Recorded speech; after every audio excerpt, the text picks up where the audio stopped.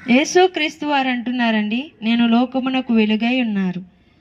నన్ను వెంబడించువారు చీకటిలో నడవక జీవపు వెలుగులో ఉందురు అని దేవుని లేఖనం స్పష్టంగా తెలియపరుస్తుంది.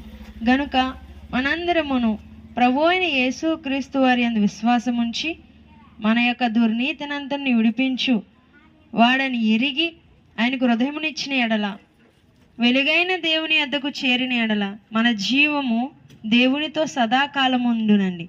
ఇది యేసుక్రీస్తు వారు మనకి సిద్ధము చేసి ఉన్నారు.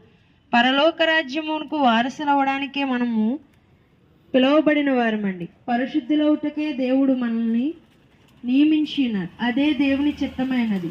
గనుక పరిశుద్ధుడైన యేసుక్రీస్తు వారి చెంతకు మీరందరూ వచ్చి ఆయనకు హృదయములు ఇవ్వాలని శుభవర్తమానమును తీసుకుని వచ్చినాం. దేవుడు మిమ్ములను మీ కుటుంబాలను దీవించు.